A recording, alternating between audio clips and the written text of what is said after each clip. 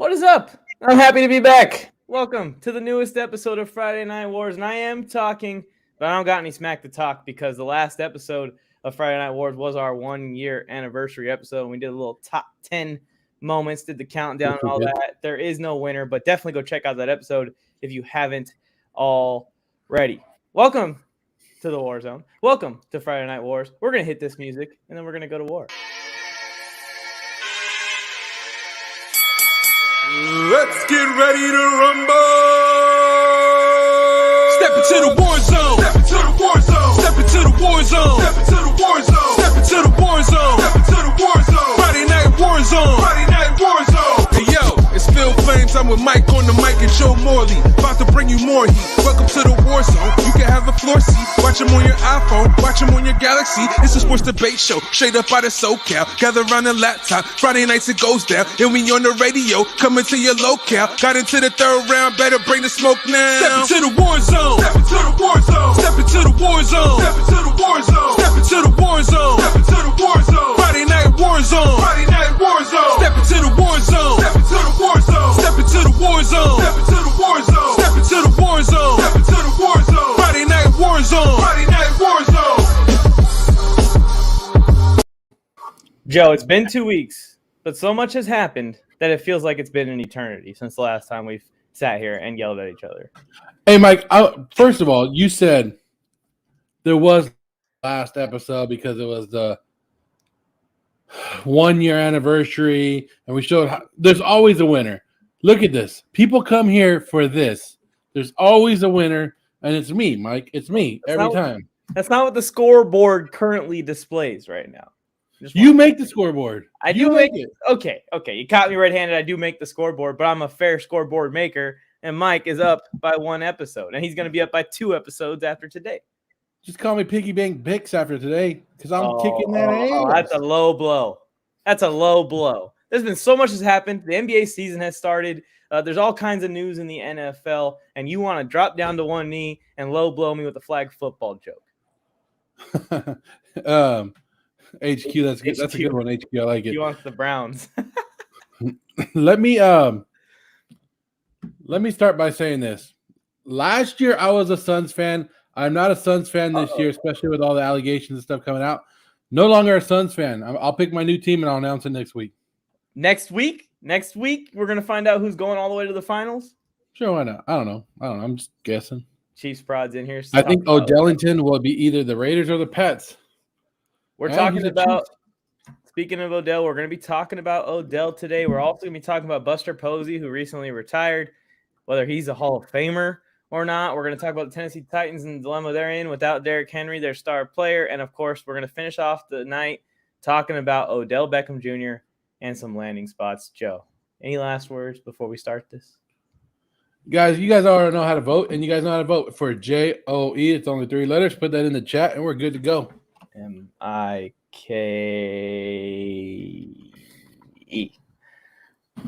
Oh.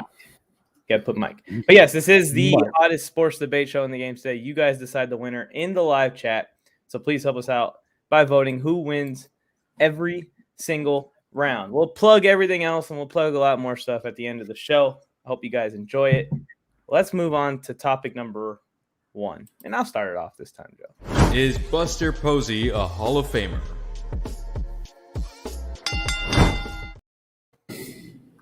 Even though I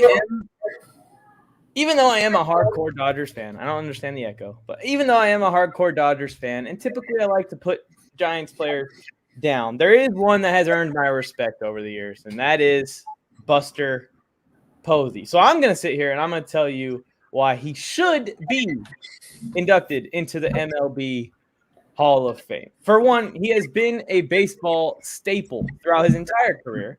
From the start of it, he's been good. And he also has done it all that you can do in the major leagues. He won Rookie of the Year as Rookie of the Year. He won Comeback Player of the Year after an injury. He won the Hank Aaron Award. He's a former MVP, Silver Slugger, Gold Glover, 3-time World Series champion, and everything in between. To me, there's a portion of baseball history that cannot be told without, of course, the Giants winning those World Series. And the Giants winning those World Series does not happen without their consistent superstar, Buster Posey. And for those reasons, he better be put into the Hall of Fame. Mike, I know what people are saying. How can you, Joe? How can you go against Buster Posey? He might be the second best baseball player in the last decade behind Mike Trout. He's won 3 World Series. He's done all this. I don't give one damn about that, Mike. As of right now, he is 14th among catchers in history. He's the 14th best catcher in history, which 10 of those are Hall of Famers. One guy I am going to see, and this is who I'm gonna put him and compare him to, is Joe Mauer of the Minnesota Twins. You might know him. Joe Mauer doesn't have the championships, but he has the All-Star games. He has everything else to go along with it. Joe Mauer also has more home runs, more hits, and more RBIs. He has like 500 or 600 more hits. Buster Posey has 147 home runs and like 600 or 700 RBIs in his career. In his career, Mike, over 12 seasons. I believe it's 12 seasons. Yes. So are we just supposed to say anybody who wins championships are a Hall of Fame player? So if you win a championship, Hall of Fame player. Hall of Fame player. I understand he was playing at an elite level. I understand that. But there's no way that I could put somebody in the Hall of Fame with those kind of numbers, with numbers that don't match up to anybody else's that's in the Hall of Fame right now. The only reason Buster Posey would be put in the Hall of Fame is because of the World Series championships, and if that's good enough, that's what people are voting for. But the numbers don't lie, Mike. The numbers don't lie. 147 home runs, 700 RBIs. He had 1,500 hits. 1,500 hits, which is becoming average. Joe Mauer had 100, and he's not. We'll find out. If Joe Mauer makes it, then Buster Posey will make it, but it doesn't look like either one of them should make it. Yeah, that's what it feels like the Hall of Fames are shifting towards, where it's just like big name, put him in the Hall of Fame. And it seems like that across all sports. I think that Buster Posey gets in. I like the Mauer argument. I'm not as big into baseball as you are, but he is a guy, obviously, that I would recognize his name with how good he was for the Twins and consistent for them for a very long time until he retired. But I just feel like he's going to get in because it seems like everyone gets in, and especially with the recency bias that we see today, he's probably getting in. He's probably getting in. Well, and Baseball Hall of Fame is one of the hardest to get in because you have to get, 70% of the votes? Yeah. And Barry Bonds ain't in it. Barry Bonds ain't in the Hall of Fame. They're holding him out. So, you know what? First of all, the Baseball Hall of Fame is a joke. And I'm never going to take the Baseball Hall of Fame serious until Pete Rose and Barry Bonds are in there. And Roger Clemens, to be on the fact. So, put them in. And you'll get done with that. What's Chris talking about? He said, "Hey, Joe, if you want, I can make a Darren Waller edit, and Mike, I can make a Justin Herbert edit for you guys. Dude, do it. We'll bring it on one of these live streams. Yeah, we'll put it on here. Go ahead. Yeah, make that edit. We'll give you a shout out too. That'd be pretty awesome.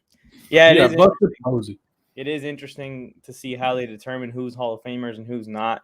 I feel like there needs to be more of a criteria laid out when we have these conversations, where it's like you have to have all of these things and then also this thing, or maybe there's multiple things that can qualify you for being inducted in the Hall of Fame. I do feel like baseball is harder because of the 70% voting, and also because all of the players play offense and defense like in basketball. It's not like in football where you just play defense or you just play offense, so you don't have to be as great all the time. But, yeah, we'll see what happens with Buster Posey. Let us know in the chat, or let us know in the comments if you're watching the replay who won this round. Let's move on to the next one. Yeah. How many games can the Titans win without Derrick Henry?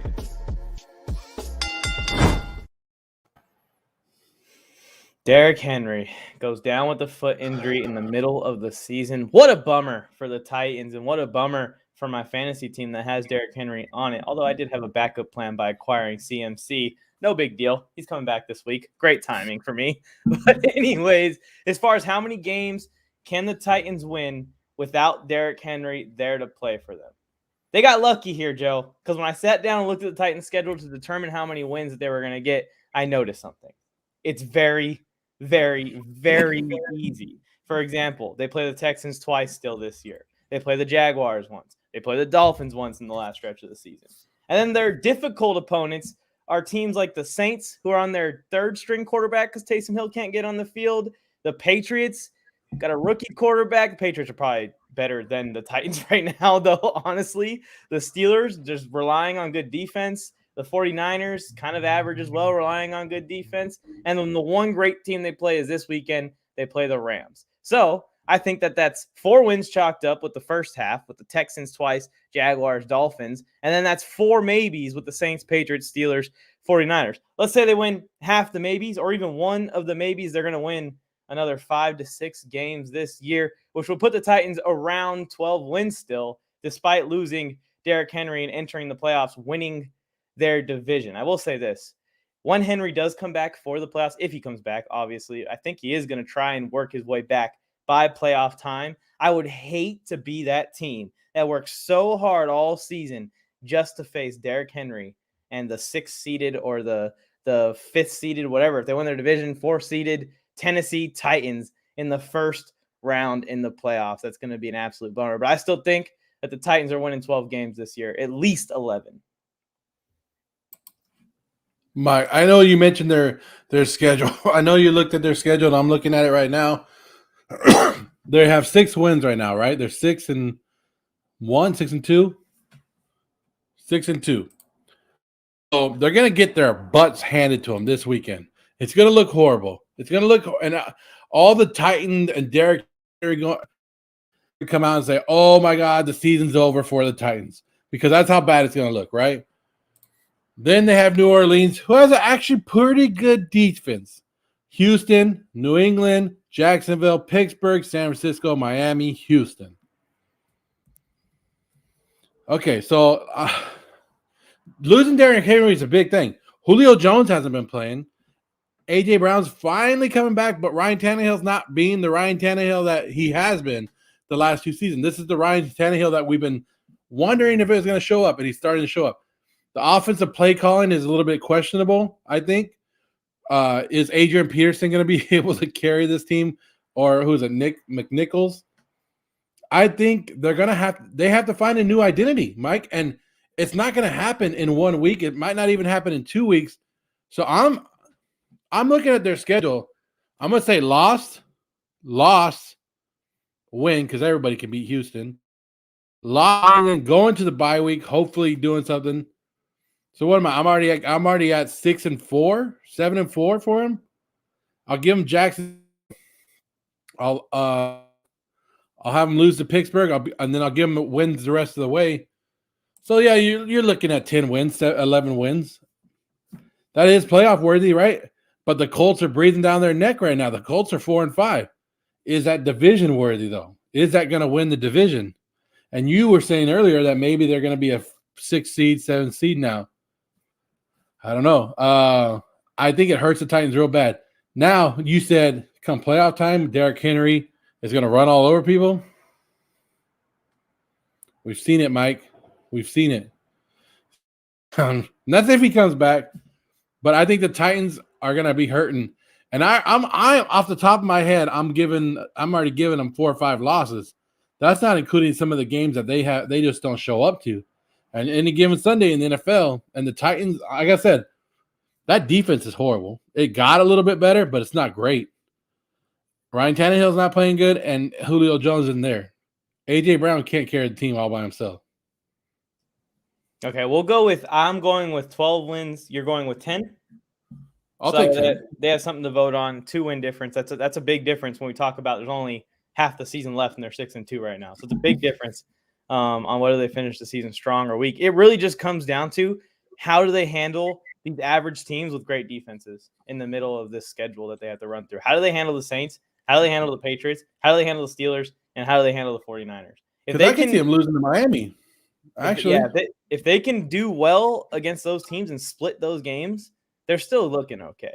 They're still going to be okay, and they're still going to win the division. Because, yes, the Colts are breathing down their neck. Not really yet. It's still a 2-game lead, even with them winning on Thursday night. The Titans swept them already. That's a big loss by the Colts when they played the Titans and lost by 3 last week. They got swept in that game. I didn't even realize that until after I looked. I was like, oh, yeah, that's it. They just got swept by them. You know who the Titans have losses to? The Jets. And the Cardinals. The Jets and the Cardinals are the only two. If they would have beat the Jets, they would be 7-1, and they would really be looking good right now. So I don't know. I'm still iffy on the Titans already. Even with if they would have had Derrick Henry, I'm still iffy on them because they had to pull a dramatic comeback against Seattle. They had Josh Allen slipping on the last play of the game to lose that game. So I'm still kind of iffy on them. I think this is a bigger blow than we think, and I think you and I are being nice to the Titans right now. I think we're being really nice to them, and it could actually go the opposite way that even what we're thinking, and it could be even worse. They're just lucky that they started off really hot, that they started off where they're at 6-2.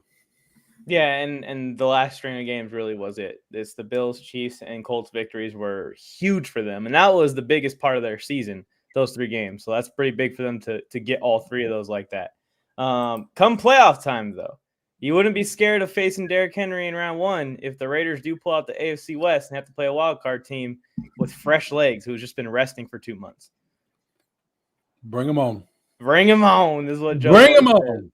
Let us know in the comment section. Are you guys optimistic? Or are you pessimistic on what the rest of this Tennessee Titans season is going to look like? Joe's saying 10 wins. I'm saying 12 wins. If you say 11 wins, then you got to give us both a point. But if you say 10 or 12, then you got to give the other person the point. And here is the round that we've all been waiting for, right? We're going to talk about Odell Beckham Jr. next. Let's go to the next round. What is the best landing spot for Odell Beckham Jr.? Odell Beckham Jr. landing spots. Joe Morley, I've been excited to talk about this all day since we've decided to have this conversation because Odell, prime Odell, not what we've seen this year, because this year has been just a mess. Whether it's Baker missing him or him dropping the passes that do get thrown to him, it's been an absolute mess. Prime Odell is one of the most electric players of all time, and I wish we could travel back in time and bring that Odell to the future because I really miss that Odell. But as far as landing spots, you got to look at teams that, one, have at least close to enough cap space to where they can just move a little bit of money around with their big contracts to make room for Odell to come in.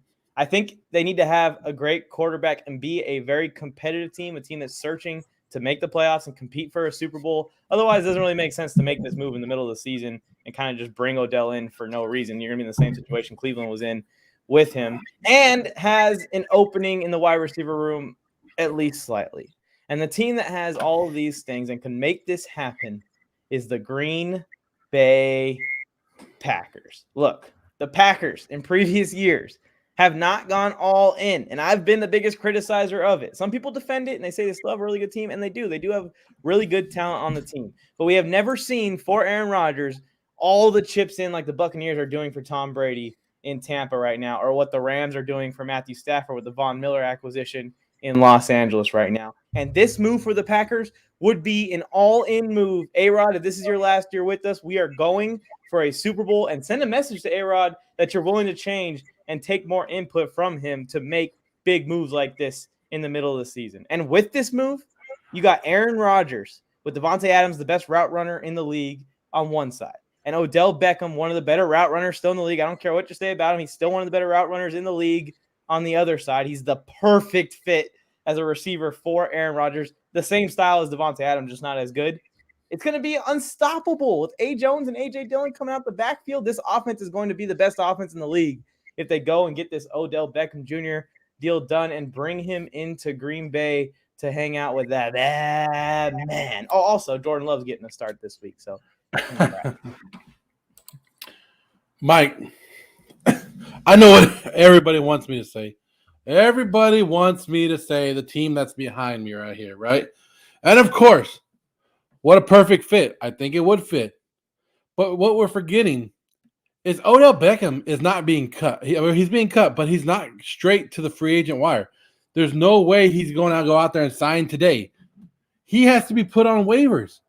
And waivers is just like in your fantasy league. It goes from the worst to the best. And everybody out there, So Detroit can be like, hey, I'll take him. Is Detroit going to do it? Probably not. But I'm looking at the waiver order, and I don't know if you saw it, Mike, but I said it in our group chat early this morning. I said, hey, look at the waiver wire. And I'm going through it, and I'm looking, and I'm like, yeah, no. And I get to number 11 on the waiver wire. I get to number 11, and I don't know if you know who that is, Mike. Maybe I can help you out. The Atlanta Falcons. The Atlanta Falcons are sitting right now at 3-4. They're playing a good. They're on the 10th seed, looking up. All they got to do is win one more game, and they'll be at 4-4 is the number 7 seed right now. 4-4 is the number 7 seed. Atlanta Falcons. Calvin Ridley's taking some time off, right? He's doing his thing. They haven't really got Gage going or any other guys. They have Pitts, Kyle Pitts. Matty Ice going one last chance, throwing it to Odell Beckham, put him in down there in Hotlanta is my – that's where because I'm looking and Atlanta's going, hey, we have a shot at this, right? Tampa Bay's running away with the division, but we still have a shot at a playoffs. The rest of the playoffs, we can make it. We can roll with the Panthers. We can roll with these other teams. All we need is to stay healthy and keep our wide receiver core going. So I'm going Odell Beckham, Atlanta Falcons. Yeah, I haven't heard that one yet, so that's an interesting take. I like the take because everyone's saying that the Raiders need to get Odell because of course, the Henry Ruggs situation, him being off the team probably indefinitely, probably forever. Atlanta just lost their receiver. They just lost Calvin Ridley to mental health. Let's answer this first, Mike. Let's answer this first. Do you see him clearing waivers? I don't think so, honestly. Me neither. Because I don't think any of these. If there's a team that's interested in him, they don't want to compete in free agency. I don't think for him. One, his contract's not as bad as people think it is. It's not. So when you do claim him, yes, you're taking on about $8 million the rest of the season, and then you're taking on $15 million next year. But those ones are not guaranteed. You can cut them at the end of this year and not owe them crap. Also, I think that there's grounds for a restructure. I don't know how firm Odell's agent will be, but there's definitely grounds for a restructure with how he's been the last couple of years. So the teams that I was thinking, I'm thinking the Falcons. I think they have it. Mm-hmm. Then I had the Patriots would be the next team on the list that I was like, okay, maybe the Patriots. I had your Chargers just thinking like, hey, maybe they're like, hey, we're going for it. We're winning, right? Load up. We can't deal with an injury right now. This happens. This helps us, right? I had the Saints, the Raiders, the Packers, the Ravens, and the Rams. That's the order that I have, and that's the order that they would claim them. Of course, the Rams would claim him, but the Rams aren't going to have enough. They can't, no. Somebody's going to do it before. So I'm right there with you with the Packers, like as a team. But both of you and I are thinking that he's not going to clear waivers. So I had to look at the waivers, and that's why I think the first team that gets him would be the Atlanta Falcons. Do you think, Felke put it here, that there's any chance that if they have an opportunity, the Giants bring him back?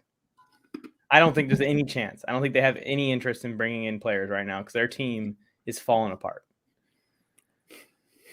No. I think it's going to be a team that feels like they either can make a push for the playoffs or is a contender for the Super Bowl. I think it's one of those two.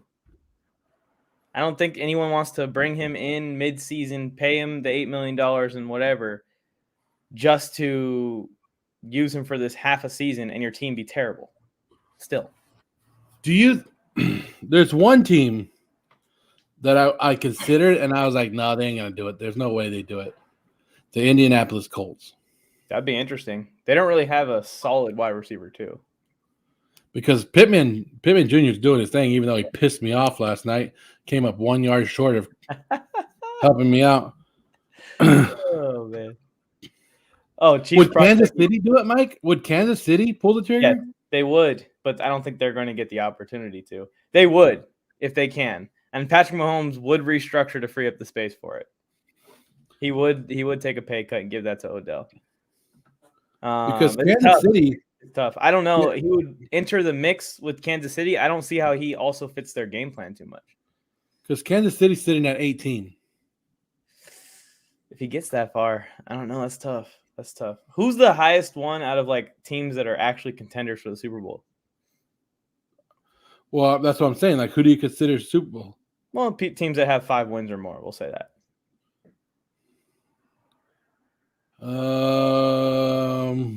Would it be the Saints? Who has Kansas City? Kansas City would be the highest.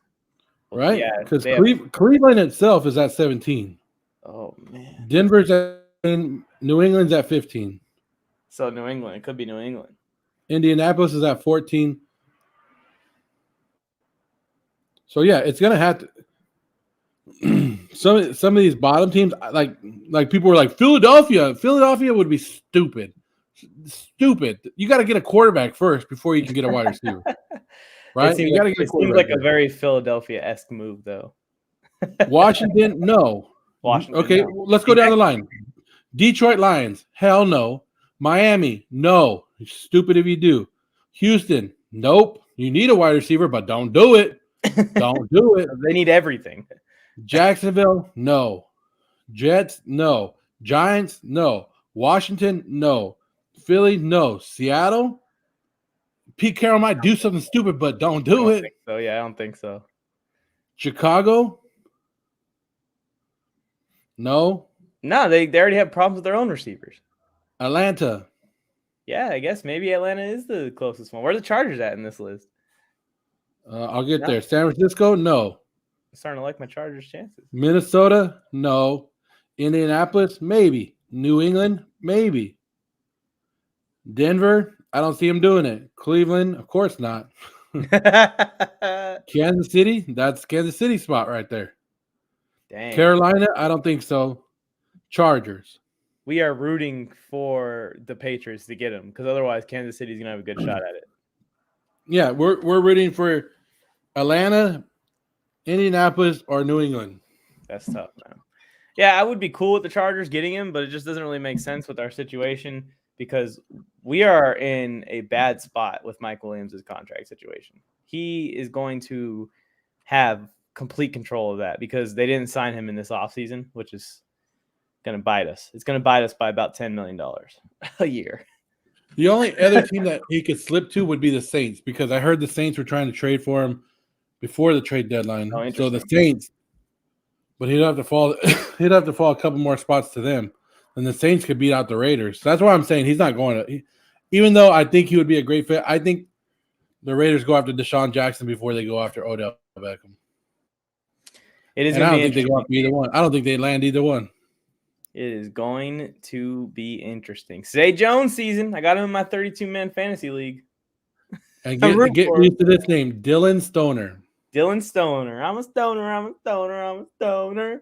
Chiefs Prod made that edit for us that quickly. So Send it to one of us or send it to the Warzone Instagram page and we'll use it on the next live stream, Chiefs Prod. Appreciate that. That's pretty awesome. He said the Giants, we're not. No, I don't think the Giants are even going to be. I think it would be stupid for the Giants. That's a storyline thing. That's not a realistic thing to me. Well, that's the 3 rounds. So let us know who won each round in the live chat. If you're watching the replay, you can jump down in the comment section and let us know who won. Give me my 21st trophy. Fun fact, 21 is my second favorite number of all time. 21? Do you have a second favorite number? You could just say 4 because Derek Carr is so good. MVP. You guys heard it. Go check out the Allegiance. Anyways, last second plugs. You want to tell them what's going on tomorrow? 11 a.m. Pacific Standard Time. Wake up, get your – and what does Tony say? You got to knock 3 times to get that twice. Sweet fantasy advice. Sweet fantasy advice. And the bootleg fantasy advice on the Fantasy Football Speakeasy. I don't know if Fantasy Boot Camp will be around tomorrow, but they might. If they have an episode, it'll be at 12 o'clock noon. And, of course, Sunday mornings, 8 o'clock Pacific time, we'll be live for the Fantasy Wake-Up Call. And that's always interesting. We dressed up last week, had a great time. Mario was there. A little bit too much of a great time. Oh, man. Anyways, thanks for tuning in, everyone. If you want some of this merch, you know what website to go to. www.warzonesportsnetwork. Well, no, not sportsnetwork.com. .com. Warzone Sports Network. www.warzonesportsnetwork.com. I forgot the www. It threw me off a little bit. I'm trying to end this at 30 minutes exactly. So just always remember this little tad bit of advice. That is if you're talking sports or you're ever in a sports debate that you never know when you're going to have to go to war. We'll shoot for 30 in 30 seconds. Let's get ready to rumble.